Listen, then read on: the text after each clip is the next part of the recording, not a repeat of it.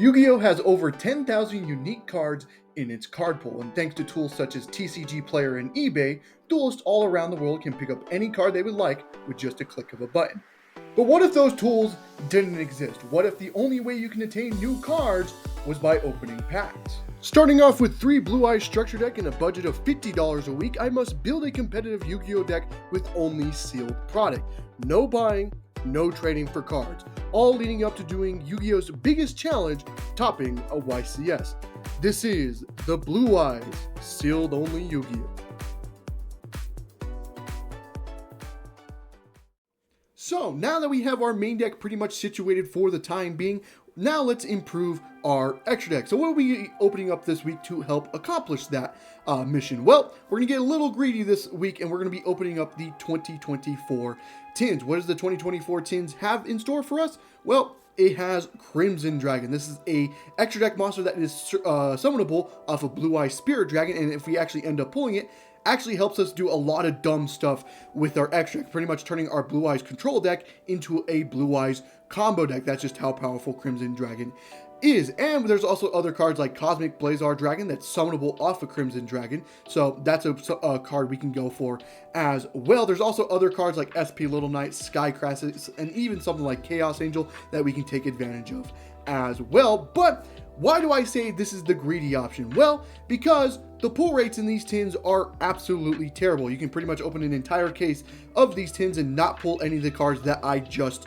mentioned. But considering we only have a $50 budget this week, and that's pretty much only affordable to open 2 tins, that's why I say it's a little bit of a greedy option. There's a very good chance we pull absolutely nothing out of these tins this week, but if I am still going to go for it, just because if there is a chance to get Crimson Dragon, we are really just going to go for it. There's also other sets that we can open up, something like Supreme Darkness to get the Light Storm Dragon, and even something like Bonanza to help us get something like Moonlight Dragon as well. But the reason why we're not opening up those ones is because I kind of been saving those packs as our prize pack. So we eventually get into the prizing, we can actually open those packs as our prize pack. So that's the reason why we're not going to be opening up those today. So yeah, without further ado, let's get straight into the opening.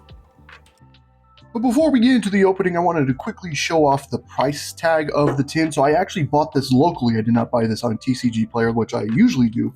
So this ended up being $22 per tin, and we got 2 tins, and plus tax was like $47 total. So it pretty much took up our entire budget. I wish we bought it on TCG Player instead, because they're selling for like 18 on TCG Player. So we bought it on TCG Player. We could have maybe got a couple random packs with it as well, but a little unfortunate, but I just decided to buy it locally this week. So yeah, pretty much 2 tins took up our entire budget. So now let's get into the opening. Alrighty, 6 mega packs of the 2024 tins coming right up. Again, what we're looking for, let me move all this stuff over here real quick. Again, what we're looking for is like the Crimson Dragon, the Blazar Dragon, which is in the QC spots and stuff like that. Just stuff so we can improve our extra. Sky Crisis SP would also not be terrible to pull either. Okay, so if it lets me focus up here, there we go. Alright, just kind of skip the commons here. I don't really think we need anything from the common spots here. Ariel Alpha is our first ultra rare here. This is the first time I've actually targeted one of your banished monsters at 1 point. And one of your opponent's banished monsters, but okay, I don't know, not that great of a card. Galaxy Photon Dragon is our secret rare. Not really what we need. Again, with Crimson Dragon's one we're really chasing there, so unfortunately not the card we really need. The QC slot is a Boral Load Dragon. Technically we could use this. I don't know if we're really going to, though. A kind of an outdated card, not really necessary anymore in today's modern game with things like access code in the game now. So yeah, nothing we can really do with that. Angel of Blue Tears is cool, but yeah, nothing we can really do with it anyway, so nothing good for us.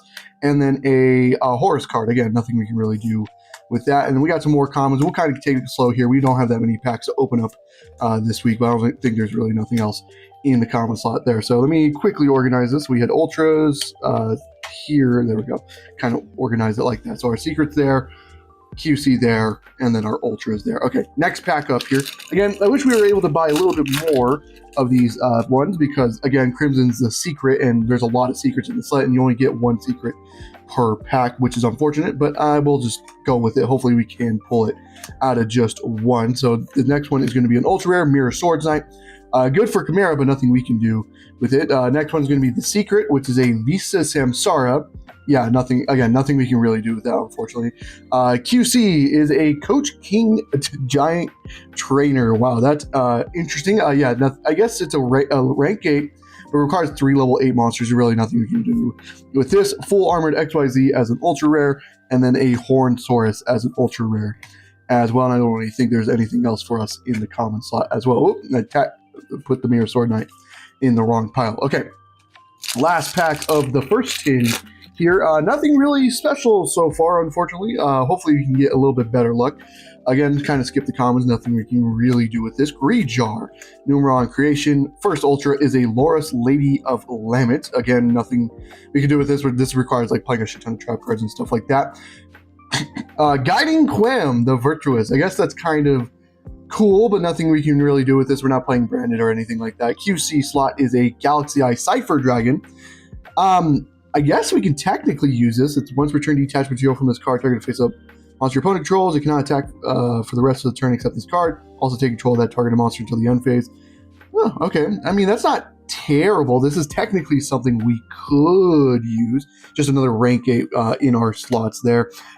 Pearly Happiness, and then a Labyrinth Heavy Tank as our ultra rare. So kind of a dud of a first 10, not going to lie. Nothing really spectacular out of that. But again, that's the reason why these tins aren't as great as compared to previous tins, because there's just so much stuff in it. Like, you're highly unlikely to pull the stuff that you really want to pull. But next, starting off the second tin here, again, kind of just skipping the commons. Nothing we really need out of the common slot. Infernal Knight Turpin is our first ultra rare here, but again, now onto the secret. A Emperor Charles the Great. I guess we're pulling the Infernal Knight cards out of this pack. Again, yeah, nothing we can really do. We're not playing Infernal Knights. QC is right hand of the Forbidden One. Yeah, nothing we can do with that. Makonko, Nini the Mirror Makonko, and then a, what the fuck? Okay, I just read the materials. Yeah, there's no way we're going to be playing this card. And then just a couple of commons that we probably cannot use. Okay, second to last pack. Okay, kind of a dud. I did say we're getting a little greedy with this one because a lot of the cards we're looking for is higher rarity, and there's a very good chance we probably don't pull them. Man, this has kind of been a dud of an opening. We really haven't pulled anything out of this just yet. Kind of skip the commons. Nothing we can do with the commons. Reincarnation of the 7th Emperor. Quailbolt, that's kind of cool. This is a Synchro 7, right? 2, 4, 6, 7. That's cool. If this was like a light dragon, that'd be really, really cool. But I guess there's really nothing we can do with this right now, since this is a dark dragon. So it's not a monster we can summon off of the Spirit Synchro monster. Now onto the secret, though. Time-tearing Morganite as our secret. Oh my god, that was not a good secret for us. Yeah, nothing we can do with that. Scapegoat as our QC. Man, we're pulling nothing out of these tins, are we? Man, that's kind of terrible. Chaos Mirage Dragon, and then a Photon Emperor as our last ultra rare there. Nothing else. Okay. Yeah, kind of a dud of an opening so far. We have one more pack of the tins here. Hopefully we can pull something out of this. Doublehead Dino Rex as a common card scanner. Tally-Ho Springens, Supreme King Dark Light Worm, Firewall Phantom as our first ultra rare. Okay, secret is going to be the next one here. Hopefully we can pull something. Oh, I got my hope up so much. Oh my god. Junk Warrior is our secret rare. Then I saw secret Synchro monster. I'm like, oh my god, are we actually going to pull it? No, we're not. Unfortunate for yeah, there's nothing we can do with this card. QC is the left leg of the Forbidden One. We got 2 of the pieces of Exodia out of these tins, I guess, but yeah, nothing we can really do with that. Sweet Dreams, Numerelia, and then Red Arrows as our last card there. So kind of a dud of an opening, like I said, but like I said in the intro there, there was a good chance it was going to be a dud opening just because there are so many cards with this. We did get a little greedy, but like there are other packs we can open up. I'm just saving those packs as prizing, like opening up Supreme or the current set Supreme Darkness to get the Blue Eye Synchro that's in there. Again, I'm kind of saving that for prizing, and then opening up the Ninja for something like the Moonlight, again, kind of just saving that for prizing. So kind of a dud opening for us, but yeah, that's kind of just how these tins go sometimes. So yeah, without further ado, let's get to the deck profile, shall we? Alrighty, now on to the deck profile itself here. Now, there's not that many changes, as obviously this week we didn't really open anything up for us. So it's going to be a little bit of a quick deck profile because, again, there's not that many changes to the deck, but there are some changes. So starting off with the main monsters here, we're playing 3 Sage, 3 Maiden, 3 Neo Kaiser Seahorse, and the 3 Blue Eyes. These are our main monsters here. Let me focus up everything here. Again, the Sage, the Maiden, and the Neo Kaiser Seahorses, those are our combo starters. And then obviously we need to play 3 Blue Eyes because it's just a part of the deck. These are the necessary bricks that you have to play. Eventually we could probably cut it down to 2, but right now I think we do just have to play 3 for now. But this is a pretty good stuff for us to have right now. Yeah, really, really good stuff that you definitely need to be playing 3 of for sure. Now on to the spell traps that we're playing. We're playing the 3 Wishes. We are playing the 3 Bingo Machines still, just because we still need a consistent way for the deck to still have consistency.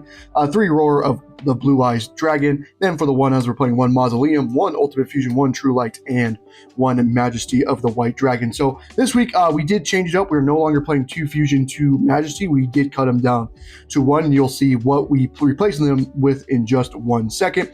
But this is probably fine. Again, you only necessarily need the 1-Us of these cards. You could probably not even play Ultimate Fusion and be perfectly fine, but we still have the room in the main deck to still play the Ultimate Fusion, so we're going to play it still. Again, 3 Roar, Blue Eyes, Roar of the Blue Eyes is probably not correct in like a very standard build, but again, this is the structure deck, this is sealed only, so this is perfectly fine to be playing 3 of as of right now, just until we get some more combo pieces or more engines for our deck later in the future. So yeah, perfectly fine for us to be playing this kind of ratio for us. I do like this ratio a lot. And now on to the hand traps that we are playing. We are playing the 3 Ash Blossom and Joyous Spring, the 3 Effective Veiler, the 3 Nibiru, the Primal Being, the new addition to the deck, 2 Droll and Lockbird, 1 Called by the Grave, and 3 Infinite Impermanences. So the 2 Drolls are the new additions to the deck. I am going to try this in the main deck this week. I don't know how much I'm going to like it, but I decided I wanted to play a little bit more hand traps in the main deck. That's why I cut the Ultimate Fusion and the Majesties to 1 and put the Drolls in the main deck. That's probably the best hand traps going in. DD Crow is technically another one, but I don't think it's just as good, especially since it's not a Bestial. These would probably be like Bestials once we eventually get Bestials. Hopefully we'll get Bestials in the future. But as of right now, this is perfectly fine to be Droll. I think still Droll is still pretty decent in the format. The only thing that sucks is it does not do anything against Malice. So if we versus Malice matchup, it's going to be a little bit rough. But I think this is a perfectly fine hand trap lineup for us, and that is it for the main deck itself. Now on to the extra deck that pretty much has no changes from what happened last week. So we're still playing the 3 Spirit of Eyes of Blue with the 1 Heraldic Seals. Yeah, this is perfectly fine with us. Again, we're playing 3. You don't necessarily need to play 3. Maybe 2 is perfectly fine. But again, this is the structure deck. We have the extra deck room, so we are going to play 3 of this just to make sure we can turn on Spellcasters and the Dragons for Seals. And now on to the Synchro Monsters. Let me get this out of the way, actually. Now onto the Synchro Monsters. We are still playing the 3 Blue Eyes Spirit Dragon. Then we're playing 2 Blue Eyes Ultimate Spirit Dragon as well, with the 1 Azure Eyes as well. So we're playing 3 Blue Eyes Spirit Dragon with 3 targets in the extra deck. I think this is a perfectly fine ratio for us, and that is it for the Synchro Monsters. Now on to the Fusion Monsters that we're playing. We are playing the 2 Tyrant Dragon and the 1 the Neo Blue Eyes Ultimate Dragon. Perfectly fine. Again, this is for the Wishes Banish, just so we can get the targeted protection in the graveyard, and then this is the actual fusions that we're making, because these cards, the Tyrant Dragons, are fucking insane. It helps you in the grind match. Really, really good stuff that we have in the extra deck. And then for the XYZs, same thing as last week. 1 Hope Harbinger and 1 Indigo Silver Dragon. Again, the Hope Harbinger I don't think is really necessary, especially since it doesn't detach. We never really want to put Blue Eyes under this, but just in case, we do have it in the extra deck. I think this is better than the Galaxy Rank 8 that we did pull today. So I think this is perfectly fine for us as well. And that is it for the extra deck. Now into the side deck, where we have a little bit of changes. We did put the 3rd DD Crow in. We were only playing 2 last week, but since we moved the Droll out of the side deck and put it into the main deck, I decided to put the 3rd DD Crow in. Again, we wish it's a Bestial, but this is our best replacement for a Bestial for right now. We're playing the 1 Phantasme and the 1 Chaos Hunter that we also have as well. Again, we wish we had more of these, but we'll take the 1 and 1 for Now that's it for the monsters for the side deck. Now for the spells: 2 Mind Control, 2 XYZ Encore, which is really good for the Rizal matchup, 1 Cosmic Cyclone, 1 Cross Up.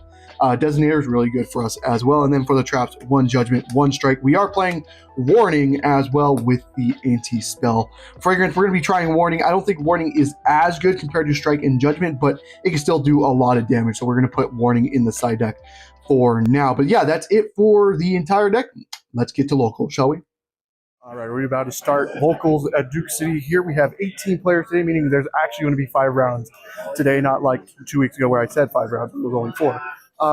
Again, if we can get some prizing out of it, like we didn't pull anything out of the tin, so I'm hoping we can get some prizes so we can get some Supreme Darkness packs, get, at least something for the extra deck, unlike what the tins gave us today. So yeah, without further ado, let's get into round 1.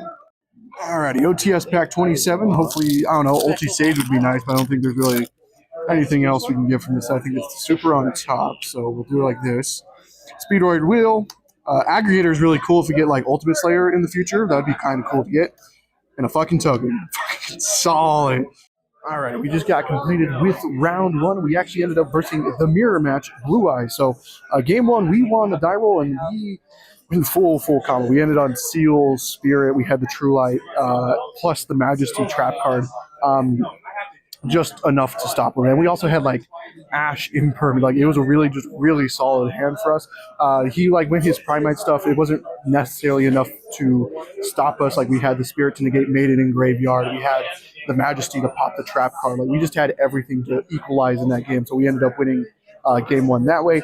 Game 2, he went first. I didn't draw any hand traps, unfortunately, this game, so kind of just had to let him play, and he went into the Ancient Fairy stuff, and then went into Secret Village to the Spellcaster, which turns off all spells for us as long as he controls the Spellcaster. And that's very unfortunate for us. We had 3 spells in hand, but he doesn't really end on the greatest end field, so we go like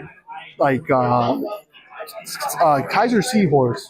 Or no, it wasn't Kaiser Seahorse. We got to a Blue Eyes in Graveyard and a Maiden to get True Light, but instead of like comboing there, I went True Light, set the Majesty, and then just pass to him, activate Majesty in his draw phase, pop his True Light, clears everything except for his Tyrant Dragon that he has on the field, but that prevents it where he doesn't really have a Spellcaster to play with, and we have like a Veiler to work with. So like, okay, we can actually somewhat play with this. He normal summons the Primite and then links into Spirit, trying to get into the Tribute the Spirit, Special Blue Eyes, and then Maiden effect. We Veiler the Spirit, and that is enough. But the problem with it is he hard drew Maiden, which just is really unfortunate for him. So he just had to wait to the Spellcaster anyway, so we can see game 2. But game 2 kind of did take a little bit just because I thought I can have a little bit more time to play. And then in game 3, time actually got called. Our hand was actually pretty solid too. We ended on a Spirit Majesty plus Spirit Majesty Seals plus a Judgment set, which is insane. But the only problem with that is Judgment doesn't do anything when time's coming up, so I just couldn't do anything with it. But he tried to go into Ancient Fairy to try to play in the time. I just popped the Ancient Fairy with the Majesty trap card to make sure he just couldn't do it. So we just ended in a tie. So I think it was a little bit of a misplay for me. Probably should have considered in game 2 short, or just considered it earlier, just because we had probably no chance in game 2 anyways. Just to kind of have more time in game 3. Because if we have more time in game 3, I think we actually do end up winning that game. So that was round 1. Now let's get into round 2. Alrighty, just got completed with round 2, and this one was very unfortunate. We lost pretty bad. We versed Azamina Whitewoods is what we versed. Game 1, he went full. He won the die roll, went full combo. We didn't draw any hand traps. Our hand was actually pretty bad. It was like 2 sea horses and 2 maidens, which doesn't really do anything. But he goes full combo, and like it's really just unbeatable because he has a Chaos Angel on top of it, which is already a problem for us. But having everything else is pretty much of a problem. And then he drolled us on top of everything. I'm like, okay, there's no way we're playing through this. You have a full field, and we have to play through draw. Nothing we can really do about that. And then game 2, solid brick for me. I drew a Seahorse, Strike, Judgment, and Ash. And I forget what the 5th card are, and then Aurora as well. Not a good hand for us. So we just like went Seahorse, made a Spirit, dumped Maiden, and Spirit add the Mausoleum. We activate Mausoleum effect, target the Spirit. He ashes, which is like the most unfortunate thing for us because now the Spirit is locking us in the Dragon. So even though we do have the Roar, we can't summon back the Maiden from Graveyard because we are Dragon locked with that Spirit on the field. So we just made a Seal, set Judgment, set Strike, and then pass to him with that. He evenly matched us. We have to judgment the evenly match, and then the striking Ash just wasn't enough to stop his turn. And then like he passes to us, we do maiden effect. Like we have a chili, like we had maiden on field on his turn, so we go maiden effect on our turn and place the true light. True light set wishes, and then wishes. He ashed the wishes. I'm like, okay, yeah, there's nothing we can do. We're just gonna get to pretty fast. So yeah, we did lose that game pretty fast. We have a lot of time left. We have 60 minutes in this round still. But yeah, we have one tie, one loss. So we still have 3 rounds to play, though. So we still have a lot to play for. I think 3-1-1 will still get prizes. So yeah, a lot to play for still. We'll see you after round 2. All right, it just got completed with round 3, and unfortunately, we took a second draw in this tournament, and it was against Blue Eyes once again. Game 1, we won the die roll and chose to go first. We had combo, but the only problem with it is he had the hand traps. I think it was like an imperm, Magnuma, and a Nibiru, which is like unfortunate for us. But he's on the Alistair stuff, so you know someone's Alistair, but doesn't have his way to Blue Eyes, so he kind of just has to go off the Alistair stuff to play, which is fine with us. I think, and what actually ends up winning us the game is he kind of forgot about the Nibiru stats. He thought it was a little bit bigger, but only having not that, I only had like 25 defense, but he thought it was bigger, so he didn't actually clear the token, which let us actually switch the token to attack because we top decked Imperm, so we attack over the Macabre. But again, this was just to force out the Invoker. I know he had in hand, and then Imperm after I clear the Nibiru, but he led to thinking that the Nibiru token was bigger, and then after we do the damage, he's like, oh shit, it wasn't as big as I thought. But after that, after the Macabres clear the field, I just kind of do my combo once again, set up a field, and then again, he wasn't really on any Blue Eye stuff, so he kind of bricked there, and we win game 1. Game 2, he won the die roll. We actually had a good hand. We had like Nibiru and a mind control, which is really good for us. So I Nibiru him at a point, and then he goes into his Invoker stuff after that. So I Nibiru him, then he does the Alistair stuff. So he ends on I think it was a Seals and an Invoker. I go, mind control, take the Invoker, and that actually checks a lot because I know he has a Bestial in hand in Baldrake. So I'm like, okay, I'm just going to save this negate for the Baldrake, and that's all I really care about, right? So I also cleared the Seals by going Nib attack over Seals. I thought he was going to force it back, but he didn't, so he just let it go through, and then I mind controlled it. But when he goes Nibiru, or not Nibiru, he goes Bestial Baldrake to get rid of my maiden in graveyard while I'm doing my combo. I go effect to negate. He changed the Druid Swarm, which actually ended up costing us because since we don't have an extra deck to link off the Macabre into anything, we have to kind of just pass it to him, or like we pass to him and we have to give him the Macabre back, which just ended up losing us that game. And then in game 3, I won the die roll. I set up on an okay field. I ended up on a Seals, and then I tried to go for the Spirit play. He ended up ball draking us, which is kind of unfortunate. But we still had pretty ways because we had the True Light plus the Majesty, so we kind of had combo anyways. So we passed to him on that, and that was enough to stop his turn. But he also set up his Majesty to pass to us, and I knew if I was on no like actual starters in my hand, so I'm like, okay, I have to use this True Light to set spell traps because it only has 2 Blue Eyes. So if I can set 2 spell traps, if he pops True Light, I'm chilling because he has to pop only one spell trap. But I top decked into Ultimate Fusion, which was one of the best top decks it could be because the Tyrant is unaffected by trap cards. So we just like shuffle back our Blue Eyes that's on field, pop cards on his field, but then time gets called. So unfortunately, I think we actually do win that game, but time gets called, unfortunately. Kind of just unfortunate for us. So even though it probably should have been a win for us, it ended up being a tie. So that was our second tie. I don't know if I'll record after this because I don't know if we can really top with 2 ties and a loss, but we'll kind of play it out from here. Alrighty, and that's going to be it for today's episode. I did play one more round of locals, which we actually ended up winning against Rizel, which was very surprising. But I decided to drop from the tournament pretty much after that. There was pretty much no chance of topping after the 2 draws that we got. The 2 draws did really hurt because I think they only did top cut to top 4, and with 2 draws, it was pretty much impossible to do that, especially with the loss as well. But we're very much improving. Like the 2 draws we did have were in winnable positions, so it's not like we're actually just getting our ass kicked every single week. We are very much improving. We just got to get better with the time as well. It's a part of Yu-Gi-Oh, so I'm not going to get super pissed about it, but it is just a part of Yu-Gi-Oh, but it is something I'm going to have to improve on. Just it takes me just a little bit, just because I'm still very much still learning this deck as well. But that is it for today's episode. I hope you guys did enjoy the video. If you did, leave a like, subscribe for more content on the channel, and I hope to see you guys in the next one. Goodbye.